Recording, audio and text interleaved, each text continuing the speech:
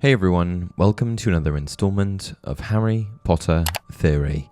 Today we're going to be discussing the Potter family, specifically in the context of their wealth. The Potter surname holds great significance in the wizarding world, thanks to one particular member of the family, Harry Potter. Known as the boy who lived, Harry's extraordinary journey serves as an inspiring story to those in the wizarding world, and has captivated millions of readers and moviegoers worldwide. However, the history of the Potter family extends far beyond Harry's remarkable life.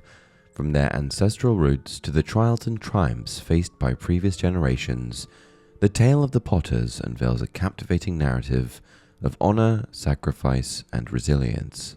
Today, we'll be taking a journey back through time and exploring the rich and intriguing history of the Potter family. Who were Harry's grandparents, great-grandparents, great-great-grandparents, and how did the boy who lived come to inherit such a large sum of gold galleons in the first book? Let's dive in. Origins. The Potter family boasts an ancient magical lineage that stretches back through generations, with many Potters leaving behind their own unique stamp on the wizarding world. However, it wasn't until more recent years that the family name was truly catapulted to stardom. The Potter family is a very old one, but it was never until the birth of Harry James Potter at the very forefront of wizarding history, contenting itself with a solid and comfortable existence in the backwaters. Potter is a not uncommon Muggle surname, and the family did not make the so-called Sacred 28 for this reason. The anonymous compiler of that supposedly definitive list of purebloods suspected that they had sprung from what he considered to be tainted blood. For generations, the Potters were known as a pureblood family, with a strong association to Gryffindor House at Hogwarts. However, given the commonality of Potter as a Muggle surname, as well as their commitment to equality and rejection of blood purity, they were subsequently excluded from the Sacred 28, a list of the most prestigious and seemingly pure wizarding families. And the Potters didn't just exist in Britain. There was also a whole other branch of the family that had established themselves in the United States, likely sometime around the late 1600s. Abraham Potter was one of these American family members, and he also just so happened to be among the original 12 Aurors trained and appointed by the first ever president of the Magical Congress of United States of America, Josiah Jackson. In this sense, the Potters cemented their place in America even sooner than they did in Britain. Apparently, descendants of Abraham have received considerable respect in America ever since. However, this American side of the family didn't come from nowhere, nor did the British side.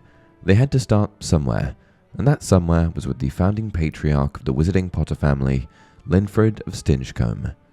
Emphasis is placed on the word wizarding here, because in the Muggle world, Potter is a very well established occupational surname, stemming from those who created pottery. The wizarding family of Potters descends from the 12th century wizard Linfred of Stinchcombe, a locally well-beloved and eccentric man whose nickname, the Potterer, became corrupted in time to Potter. Linfred was a vague and absent-minded fellow whose Muggle neighbours often called upon his medicinal services. None of them realised that Linfred's wonderful cures for pox and ague were magical. They all thought him a harmless and lovable old chap, pottering about in his garden with all his funny plants. His reputation as a well-meaning eccentric served Linfred well, for behind closed doors he was able to continue the series of experiments that laid the foundation of the Potter family's fortune. Undoubtedly, Linfred was quite an accomplished man, and he is fairly credited as the Potter family's patriarch. But interestingly, if you dig back far enough, there are actually some other influential figures we can point to when digging deep within their history. The rise of Ignotus Peverell. Deep within the Potter family's history lies the story of Ignotus Peverell, a pivotal figure whose legacy has reverberated through the generations. Ignotus and his involvement in the legend of Deathly Hallows has helped further shape the Potter family's identity and left an enduring imprint on their lineage. While not technically a Potter himself, Ignotus was the grandfather of Iolanthe Peverell, who married Hardwin Potter, son of, drumroll please, Linfred of Stinchcombe.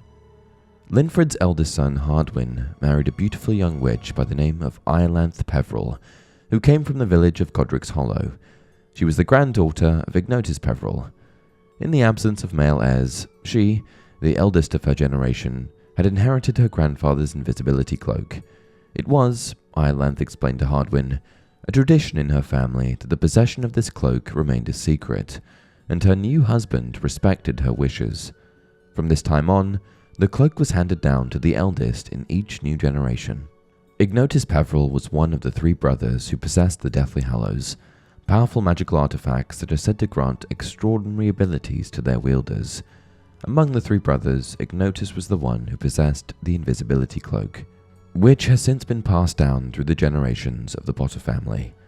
In the tale of the Deathly Hallows, 3 brothers encounter Death himself, and are subsequently granted 3 miraculous objects as a reward for their cunning and skill.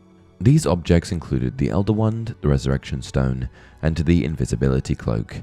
And ever since Ignotus first passed down the wondrous cloak, it has solidified the link between the Potter family and this extraordinary artifact. After all, it was Ignotus' son that gave it to Irelanth, starting the tradition. Ever since then, the cloak has become a symbol of protection, secrecy, and the family's commitment to fighting against dark forces. And over the years, each generation of Potters has treasured this cloak, utilizing its powers for various purposes, including evading danger and ultimately contributing to their legacy of heroism. Notable Potters and wealth. Because Ignotus was not technically a Potter, Linfred is still technically the earliest Potter known.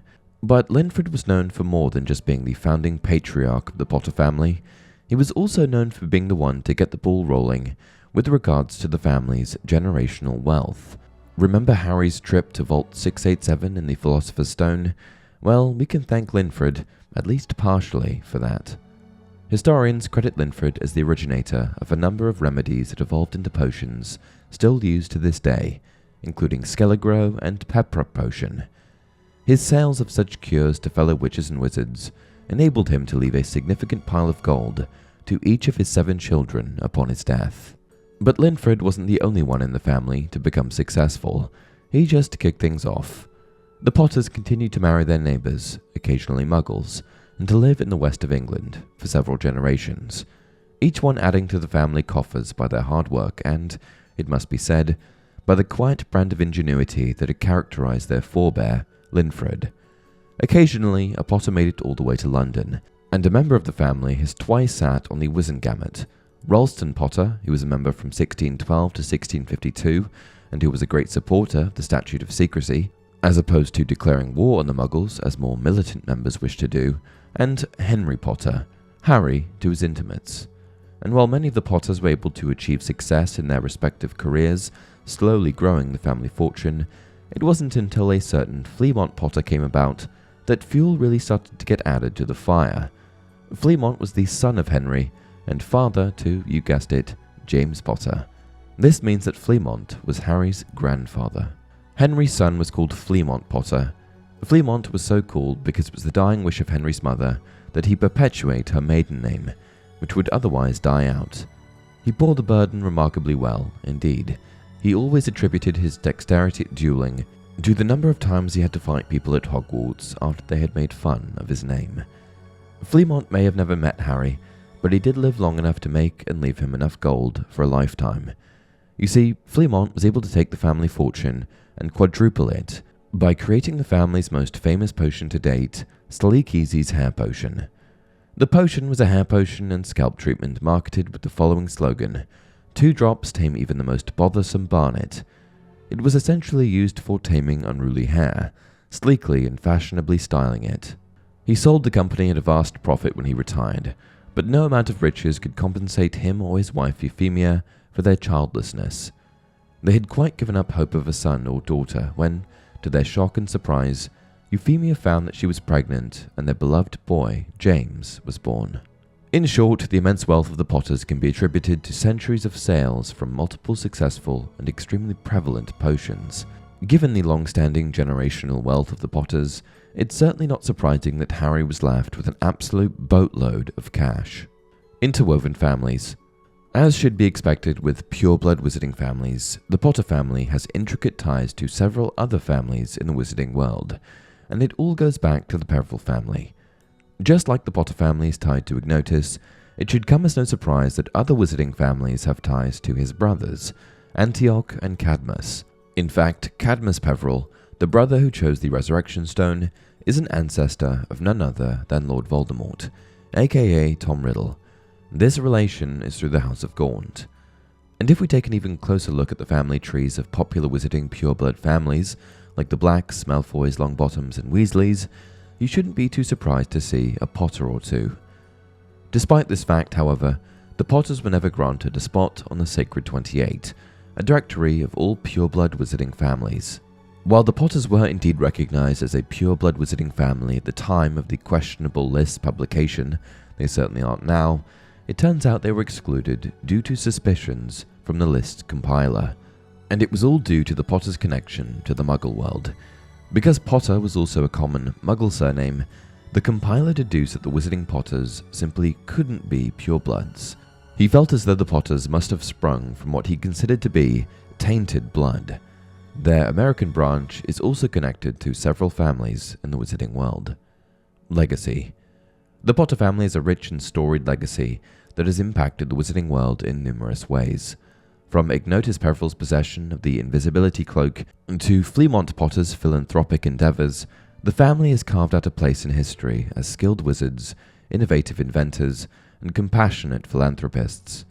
At the heart of their story lies the journey of Harry Potter, the most renowned member of the family, and a symbol of hope, love, and perseverance.